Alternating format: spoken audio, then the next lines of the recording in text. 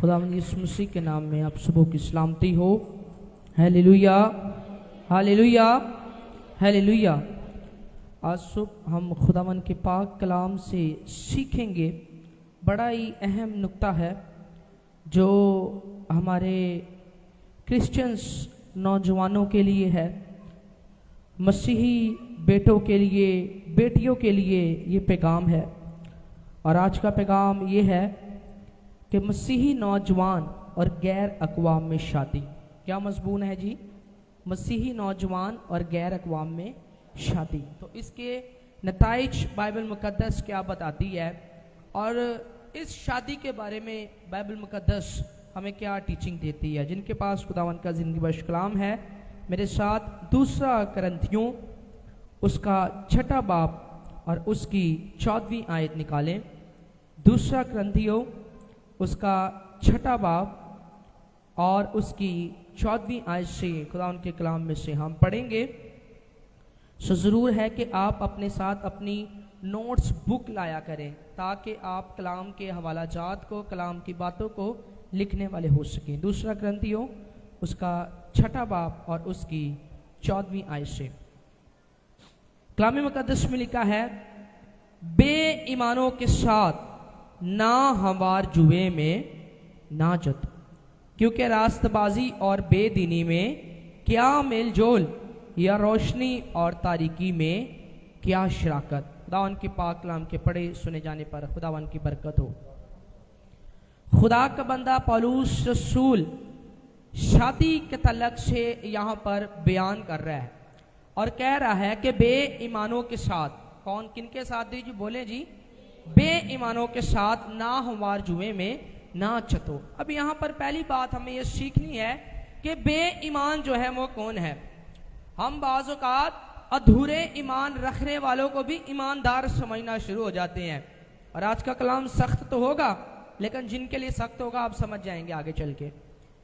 हम बाज़ औक़ात अधूरे ईमान रखने वालों से बड़ा ही खुश हो जाते हैं और ऐसे अधूरे ईमान रखने वाले जब हम उनके साथ इन पुलपटों को शेयर करते हैं, बड़ी इबादतों में खुदा के मज़हबों को शेयर करते हैं, तो वो आके सिर्फ इतनी सी बात कह देते हैं, जी हम यीशु मसीह को, हम ईसा अलैहिस्सलाम को आखिरी पैगंबर मानते हैं। नीचे से तालियां बजना शुरू हो जाती हैं। अफसोस, ये है अधूरा ईमान। कौन सा ईमान है जी? आधा ईमान। और यही बाइबल मुक़द्दस कह रही है कि ये बेईमान है। ईमानदार कौन होगा? ईमानदार वो शख्स होगा जो कहेगा कि यीशु मसीह खुदा का बेटा है और वो इस जमीन पर आया, दफन हुआ और तीसरे दिन मुर्दों में से जी। ये पूरा ईमान है जो ईमान होना जरूरी है। हम लोग इतने में खुश हो जाते हैं हमारे लोग कि जी कोई बड़ा शख्स पुलपट शेयर कर दिया तो वो अधूरी बात करता है, अधूरा ईमान बताता है, हम उसके अधूरे ईमान पर तालियां बजाते हैं। अफसोस, ऐसा ईमान पर शागिर्दों ने समझौता नहीं किया, उन्होंने ऐसे ईमान के ऊपर खिदमत नहीं की, बल्कि उनको तो मुक्के, तमाचे और मार पीट कर कैद खानों के अंदर डाला जाता।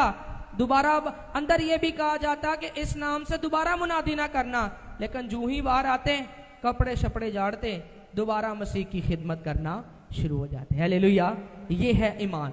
अब बाइबल कह रही है कि बेईमानों के साथ ना हमवार जुए में, बोले ना हमवार जुए में ना छतो। और यहाँ पर मैंने एक पैगाम आपको सुनाया था, आप समझ आएगी कितने लोग गौर से कलाम सुनते हैं। मैंने 3 लफ्ज आपको बताए थे। एक लफ्ज था इंफॉर्मेशन, और दूसरा लफ्ज क्या था जी? रेवलेशन, और तीसरा लफ्ज क्या था जी? ट्रांसफॉर्मेशन।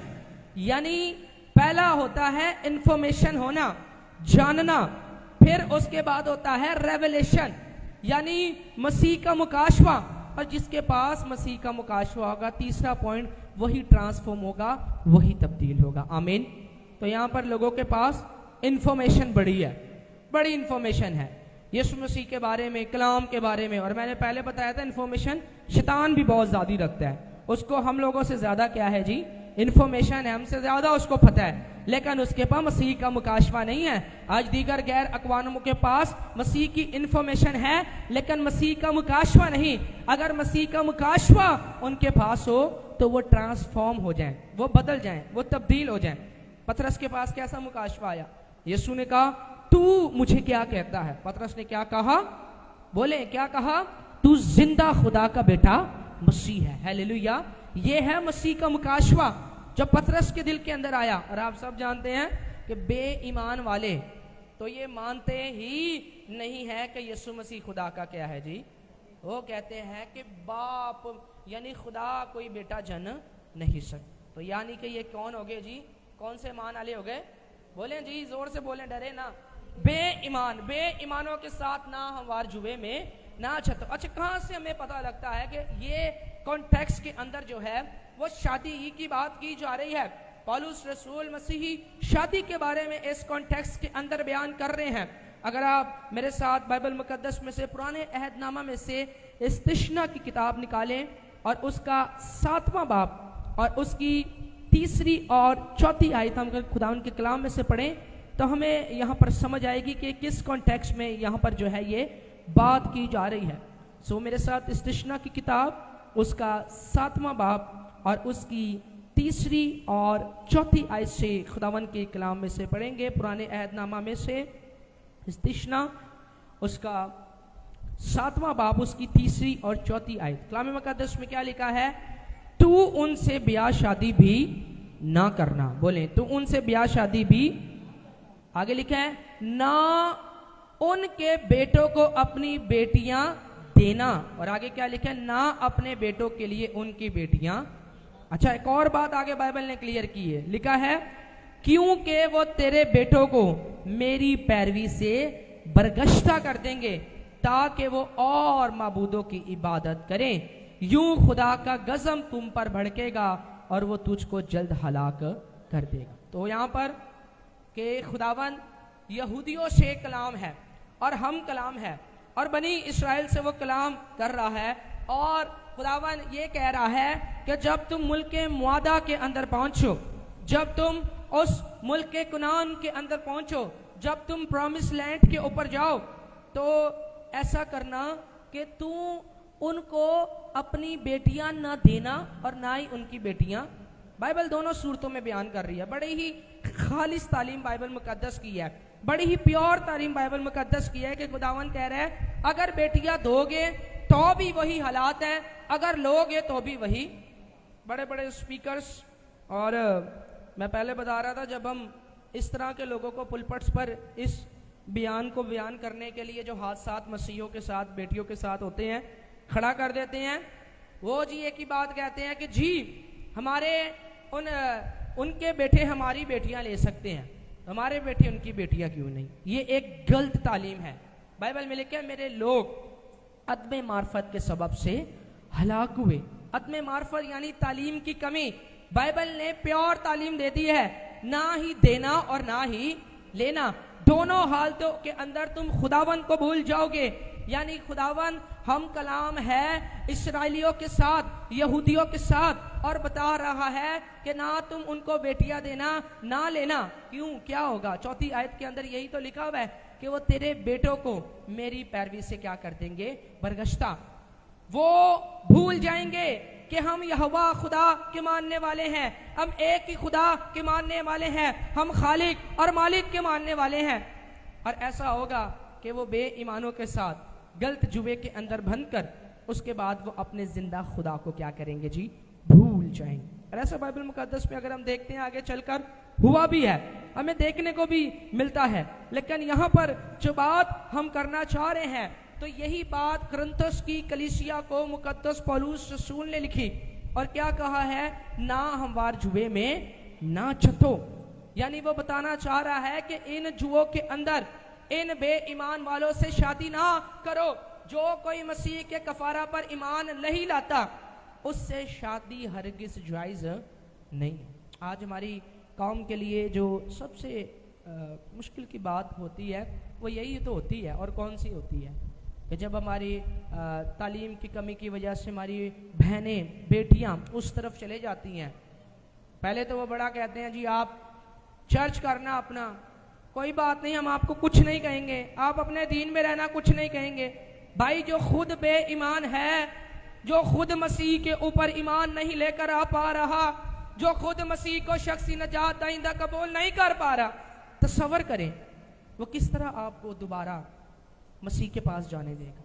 6 महीने रहते हैं, साल रहते हैं, और उसके पास ऐसी बेईमान वालों से जो शादी की जाती है, ना हमार जुए में जो जुटे हुए लोग होते हैं, एट दी एंड रुसवाई, तंगी और तलाक और चीज़ें हमें देखने को मिलती है। यहाँ तक कि मारपीट भी अपनी बहनों बेटियों के ऊपर हमें देखने को मिलती है। तो बाइबल पहले ही खालिस तालीम बयान कर रही है कि तू उनसे ब्याह शादी ना करना। जोर से बोले भाई, तू उनसे ब्याह शादी ना, उनको अपनी बेटियां देना और ना उनकी बेटियां लेना। तो ज़बूर नंबर 16 के अंदर एक बात लिखी हुई है, गैर मबूदों के पास जाने वालों के गम। तो अगर हम ये ज़बूर गाते भी हैं तो हम कहते हैं गैरा दे नाल बंधन दे कॉल करार हुण जेड़े ओना दे दुख सदा वधणगे बथेरे। यानी ये बेईमानों वालों के साथ अगर जुड़ेंगे तो हम जिंदों को छोड़कर बुतों की प्रस्तिश के पीछे लग जाएंगे, हकीकी खालिक को छोड़कर जमीनी खुदाओं के पीछे लगना शुरू हो जाएंगे। हम आसमान के खुदा को छोड़कर हाथ के बनाए हुए खुदाओं के पीछे जाना शुरू हो जाएंगे। और बाइबल इसलिए पहले ही मना कर रही है कि इस बेईमान वालों के साथ उनके जुए के अंदर ना छूतो। यानी बाइबल बयान कर रही है कि रोशनी और तारीकी में क्या मेल जोल है। रोशनी और तारीकी जो है वो दोनों अलग अलग चीजें हैं। जहां तारीकी होती है, अगर वहां थोड़ी सी भी रोशनी की जाए तो रोशनी तारीकी के ऊपर क्या आ जाती है, गालिब आ जाती है। आमीन।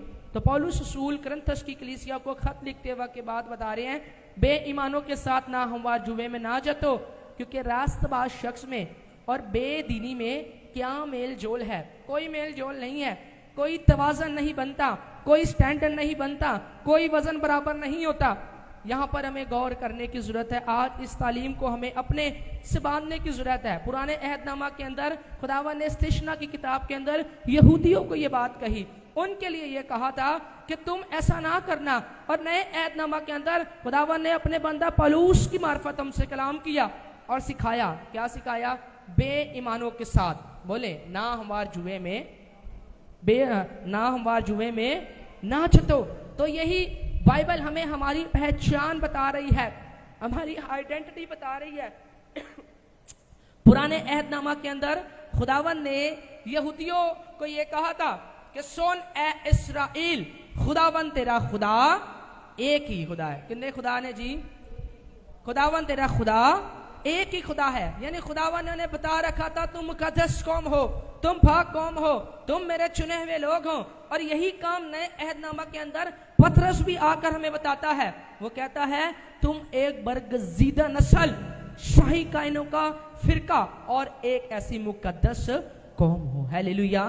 तो यानी हमारी यहाँ पर आइडेंटिटी हमें पता लग गई है कि हम कौन हैं। इस रूहे ज़मीन पर रहते हुए अगर हमें दुख देखने को मिलते हैं, अगर हमें जॉब्स नहीं मिलती, अगर इस मुल्क के अंदर हमें परेशानियां देखने को मिलती है, तो नो प्रॉब्लम।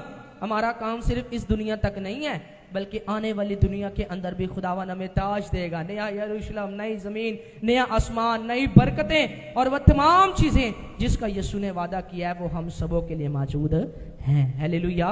तो यहाँ पर बाइबल बयान कर रही है बेईमानों के साथ ना हमवार जुए में ना जतो। बहुत से स्कॉलर्स इस बात को यूं बयान करते हैं और कहते हैं कि ये जो आयत है कि ईमान वालों के साथ ना हमवार जुए में ना जतो, इसकी जो गूंज है वो अहबार की किताब उसका 19वां बाब और उसकी 19वीं आयत लिख लीजिए।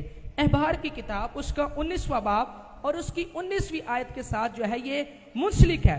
क्यों मुंसलिक है? कि वहां पर हम जब देखते हैं, वहां पर जब हम पढ़ते हैं तो हमें ये देखने को मिलता है कि खुदावन इनके बारे में मना कर रहा है। खुदावन इनके बारे में हमें सिखा रहा है कि तुमने इनके साथ शादी नहीं करनी है। कभी कभी लोग कहते हैं क्यों नहीं करनी, वजह क्या है, ऐसा क्या हो जाता है, वो भी इंसान है, हम भी इंसान हैं, वो ऐसे हैं, हम ऐसे हैं। हम इस तरह की बातें जो है वो करना शुरू कर देते हैं। मेरे साथ निकाले अहबार की किताब उसका 19वां बाब उसकी 19वीं आयत। अहबार की किताब और उसका 19वां बाब और उसकी 19वीं आयत से कलाम मुकद्दस में से हम पढ़ेंगे।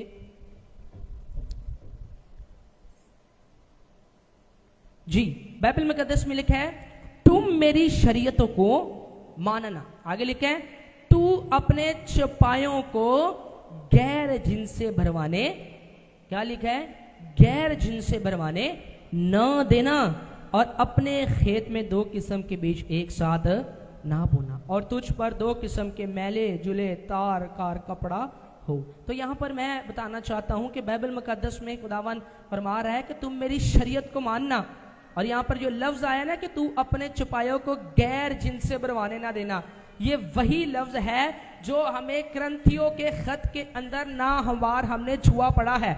अच्छा, गैर जिन्स की मैं आपको मिसाल देता हूँ, गौर से आपने सुनना है गैर जिन्स के बारे में। यहाँ पर मेरे अजीजों कि जब हम गौर करते हैं तो गैर जिन्स ऐसी एग्जाम्पल है कि जब किसी और जानवर के साथ क्रॉस बीट करवाया जाता है या मिलाप करवाया जाता है, जो औलाद पैदा होती है वो गैर जिन्स औलाद पैदा होती है। तो यहाँ पर बाइबल मुकद्दस बयान कर रही है, बता रही है कि गैर जिन्स के साथ ना जोतना, 2 किस्म के बीज यहाँ पर ना बोना, यानी बाइबल मुकद्दस फिर वाज़े और क्लियर तालीम पेश कर रही है। और इसी का हवाला अगर आप इस्तिश्ना की किताब उसके 22वें बाब की 10वीं आयत पढ़ें तो वहां पर लिखा है, तू बैल और गधे दोनों को एक साथ जोत कर हल ना चलाना। तो बैल और गधे दोनों को एक साथ जोत कर हल ना चलाना। बोले, बैल और गधे दोनों को एक साथ जोड़ कर यानी मिलाकर उनके कंधों के ऊपर जुआ रखकर ना चलाना। तो बाइबल यहाँ पर बता रही है, क्यों बता रही है? अब मैं रीजन आपसे पूछता हूँ, सुनिए। अगर एक तरफ बैल रखी जाए और एक तरफ गधा रखा जाए और उन्हें जोतने के लिए भेजा जाए तो क्या रीजन होगा? क्या वो जुआ जो उनके ऊपर है कभी वो काम कर सकेंगे? जी, कोई रीजन बताएं, सिर्फ सुनने ना आए आप, रीजन बताएं जल्दी से। क्या रीजन हो सकता है? बैल, एक तरफ बैल है, एक तरफ गधा है जी, लेवल बराबर नहीं। वेरी गुड, बहुत अच्छी बात है, बैलेंस तवाज़न बराबर नहीं। और जी, और क्या बात हो सकती है जी? कि दोनों अलग अलग हैं और इन दोनों को एक जुबे में बांधा गया है और इनको बोला है कि जुतो। तो ये पहली तो बात ये दुरुस्त है कि लेवल बराबर नहीं, तवाज़न बराबर नहीं, बैलेंस ही नहीं है। चले मैं आपको बताता हूँ। सबसे पहली बात जो है वो ये है, अगर बैल और गधे को एक जुबे में बांधेंगे तो पहली बात, दोनों की फितरत ही अलग अलग है। बैल की फितरत अलग है और गधे की फितरत क्या है जी? अलग है। अच्छा, फिर एक ताकतवर है और एक कमजोर है। ताकतवर अपनी तरफ खींचेगा और कमजोर खींच नहीं पाएगा, तो जुआ क्या होगा जी? टूट जाएगा। जुआ क्या होगा जी? टूट जाएगा। और जब टूट जाएगा तो हो सकता है दोनों में से किसी को भी चोट लग जाए। अच्छा, तीसरी बात, गधा को बैल के साथ क्यों नहीं जोता जा सकता? गौर से सुने। गधा एक तो एक हराम जानवर है, दूसरा गधे के अंदर से, उसके पेट के सबब से एक गंदी स्मेल उसके अंदर से आती है, जिस स्मेल के सबब से बैल उसे एक्सेप्ट करने के लिए, कबूल करने के लिए तैयार ही नहीं होगा। और जब ये दोनों एक साथ रहेंगे नहीं, एक जुए के अंदर ठहर ही नहीं सकते, तो फिर जुआ एट दी एंड क्या ही होना है जी? बोलो भाई, की हो जाएगा? जुआ टूट जाएगा। अगर बैल हो तो ही वो जुए को जोत सकते हैं, लेकिन अगर एक तरफ गधा और एक तरफ बैल हो तो ये दोनों एक जैसे काम नहीं कर सकते हैं, क्योंकि दोनों की फितरत अलग अलग है, दोनों की सोच अलग अलग है, दोनों के काम अलग अलग हैं। और इस वजह से बाइबल हमें बता रही है, तू बैल और गधे को दोनों को एक साथ जोड़ कर हल ना चलाना। इसलिए बेईमान वाले और ईमानदार दोनों कभी भी एक साथ जुड़कर शादीशुदा जिंदगी गुजार, बोलो भाई, गुजार नहीं सकते हैं। इसलिए बाइबल कह रही है, ना हमार जुए में ना चलो। इससे पहले कि जिल्लत उठानी पड़े, एक तो खादिम ने इतने सख्त अल्फाज इस्तेमाल करें। मैं आज आपको बताऊं, जो कलाम का खादिम होता है वो डरता नहीं है, वो साफ कलाम बयान करता है। उसने बयान किया, उसने कहा ऐसे गधों से शादी करने से बेहतर है। आपको पता है कि जब घोड़े का और गधे की क्रॉस बीट करवाई जाए तो क्या पैदा होता है जी? हाँ सही कह रहे, चौधरी साहब ने पता है कि पैदा होता है खच्चर। जब घोड़े की और गधे की क्रॉस बीट करवाई जाए तो उनके जो बच्चा पैदा होगा क्या होगा जी? वो खच्चर पैदा होगा। और जब ईमान वाला और बेईमान वाला छुट जाए तो फिर क्या पैदा होंगे? बोले अब, तो बोलो भाई, क्या पैदा होंगे? खच्चर ही पैदा होंगे। ऐसे खच्चर पैदा करने से बेहतर है कि हम पहले ही इस जुए के अंदर कभी भी। और दूसरी बात, गधा एक हराम जानवर है। जब गधे से जो औलाद फिर आगे चल के पैदा होगी तो वो भी कौन सी कहलाएगी जी? हराम। اس لیے بائبل کہہ رہی ہے خالص تعلیم، پیور تعلیم، صاف لفظوں میں تعلیم دے دی ہے، بے ایمان کے ساتھ غیر ناہموار جوے کے اندر آپ نے نہیں جتنا، بلکہ آپ نے ایمان والوں کے ساتھ ہی جو ہے وہ جتے رہنا ہے اور ان کے ساتھ ہی جو ہے وہ شادی اور بیاہ کرنا ہے۔ آمین۔ اگر ہم اچھا یہاں پر ایک سوال لوگوں کے ذہنوں میں ڈہرا کرتا ہے، جیسے ہی میں نے کہا نا گدھا حرام جانور ہے، تو لوگوں کی سوچوں کے اندر پہلے آ گیا تو یسوع بھی تو گدھے کے اوپر آیا تھا۔ میں جانتا ہوں یہ سوچیں آتی ہیں۔ دیکھیں حرام جانور وہ اس لیے کیونکہ اس کا گوشت کھایا نہیں جا سکتا بائبل مقدس کے مطابق، لیکن اگر آپ خروج کی کتاب اور استثنا کی کتاب کریں، یہی گدھا جو ہے یہ وزن اٹھانے کے لیے، سفر کرنے کے لیے اور سواری کرنے کے لیے جو ہے وہ استعمال کیا جاتا تھا۔ تو گوشت کھانا اور سفر کرنا یہ دونوں الگ الگ باتیں ہیں، اس لیے یسوع مسیح نے گدھے کے اوپر کیا کیا تھا؟ سفر کیا تھا۔ اوکے، سمجھ آ گئی جی؟ تو آگے چلتے ہیں جی۔ یعنی بائبل مقدس میں ہم نے سیکھا کہ بیل اور گدھے دونوں کو ایک ساتھ جوئے کے اندر ہم جوت نہیں سکتے۔ اس سے پہلے کہ کھچر پیدا ہوں، پھر بولتا ہوں، پہلے ہی سمجھیں کہ ناہموار جوئے کے اندر ہم نہ جتیں۔ میں تو بڑے سادے الفاظ استعمال کر رہا ہوں، وہ خادم نے، ہمارے ٹیچر نے سخت الفاظ اس کے لیے استعمال کیے ہیں تاکہ ہماری بیٹیوں کو، ہماری بہنوں کو، ہمارے قوم کے لوگوں کو پتہ لگ سکے کہ ہماری آئیڈینٹی کیا ہے، ہم کیسے ایماندار ہیں۔ اگر ہم مثال دیتا ہوں، اگر ہم چلے جائیں، ہماری بہنیں بیٹیاں جو چلے جاتی ہیں، تو میری بات سنیں، جس طرح پولوس نے آخری دن یہ بات بولی، میں اچھی کشتی لڑ چکا، میں نے دوڑ کو ختم کر لیا، اور تیسری بات کیا کہی؟ میں نے ایمان کو، تو کس طرح خدا کے سامنے کہیں گے کہ میں نے ایمان کو محفوظ رکھا؟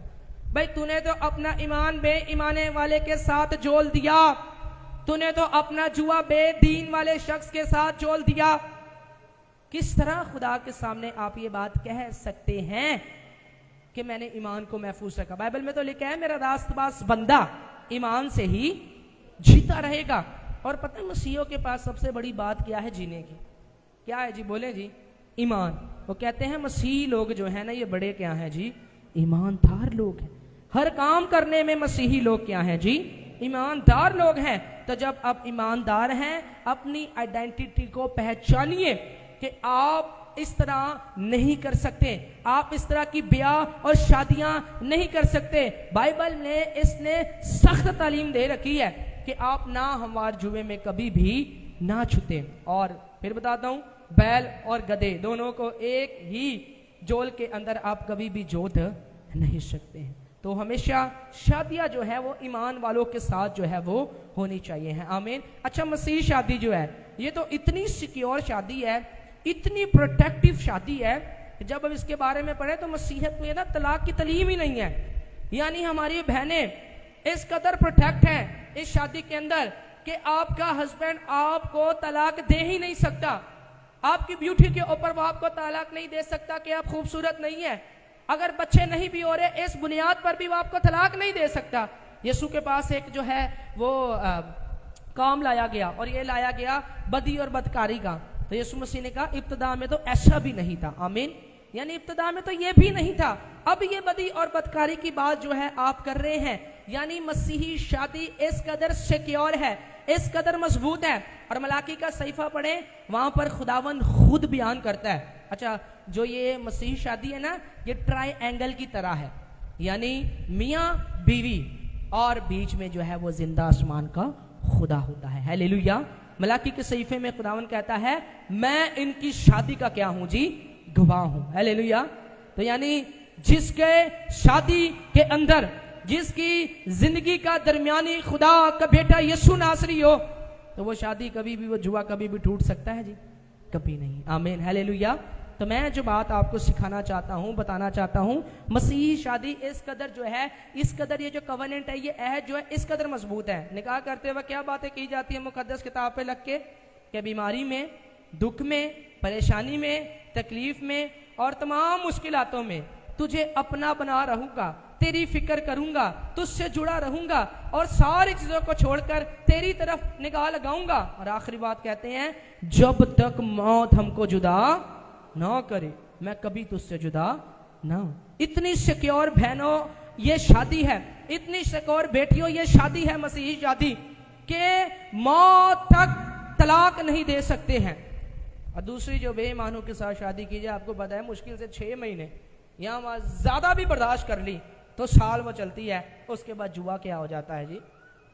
بات کم ہے، کیا ہوتا ہے جی؟ جوا ٹوٹ جاتا ہے. تو یہاں پر میں بات بتانا چاہتا ہوں، پولس کہہ رہا ہے بے ایمانوں کے ساتھ نہ ہموار جوئے میں نہ چتو. اٹس مین پولس کلیئر تعلیم دے رہا ہے کہ ایسوں کے ساتھ ہم نے شادیاں نہیں کرنی. اچھا، خدا کے خادم ہمارے ٹیچر بتا رہے تھے کہ آج کی بیٹیاں جو ہیں وہ اس لیے بھی پیچھے رہ گئی ہیں کیونکہ وہ کہتی ہیں یہ لڑکے پڑھے لکھے نہیں ملتے، لڑکے خوبصورت نہیں ملتے، لڑکے باہر کام کرنے والے نہیں ملتے باہر ملک میں. لیکن میں آپ کو بتانا چاہتا ہوں میرے عزیزوں، خدا کے خادم نے بیان کیا اور اس نے اس بات کو کہا کہ بھائی اپنی بیٹیوں کی شادی، اپنے بچوں کی شادی، اپنی بہنوں کی شادی کم پیسے والوں سے کر دیں، اپنی بچیوں کی شادی کالج سے کرنی پڑے کر دیں، لیکن بے ایمان سے کبھی اپنی بیٹیوں کی شادی نہ کریں. ایمان پر سمجھوتا نہ کریں. ایمان کے اوپر سمجھوتا آپ کو بڑا مشکل پڑ جائے گا، کیونکہ ایمان سے تو آپ نے ساری زندگی کیا ہونا ہے جی؟ جینا.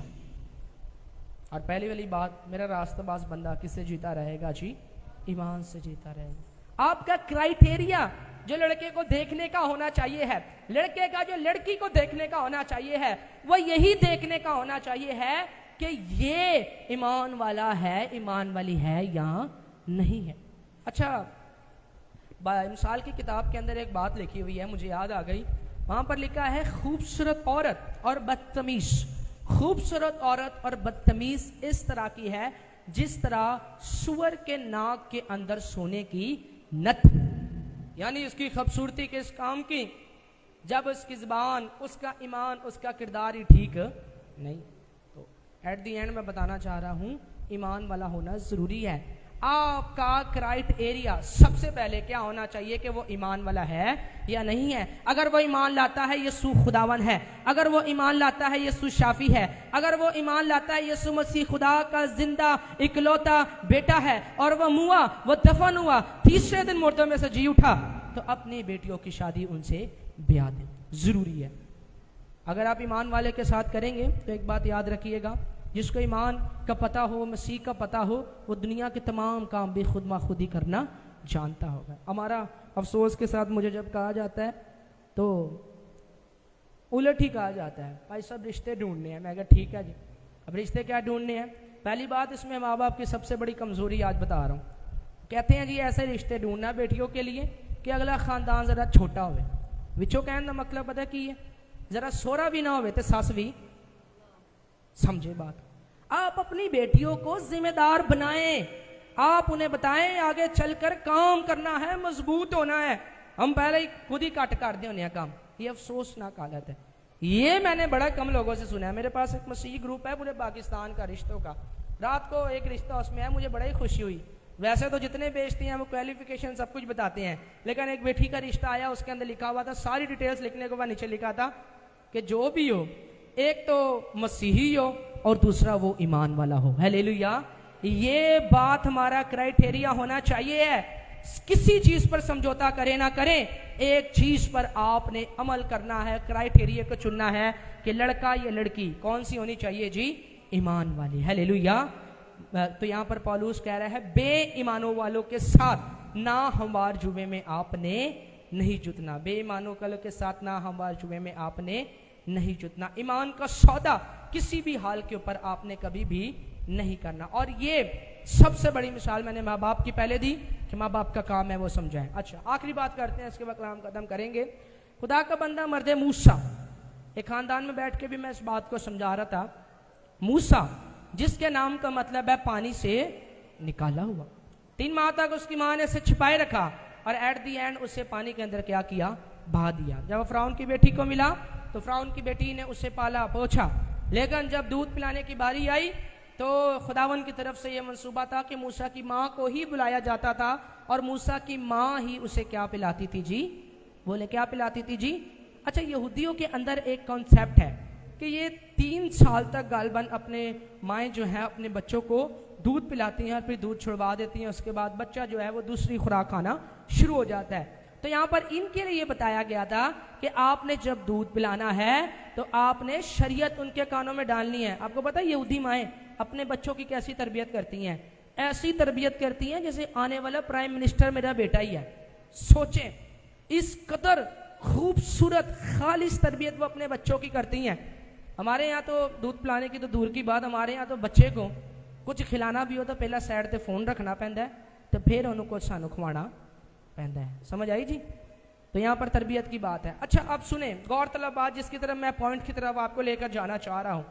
40 سال تک موسیٰ فرعون کے محل کے اندر رہا اور 40 سالوں کے اندر 3 سالوں میں صرف موسیٰ نے اپنی ماں سے دودھ پیا اور شریعت کو سنا, اور 37 سال تک موسیٰ اس محل کے اندر رہا, فرعون کی بیٹی کا بیٹا بن کر رہا.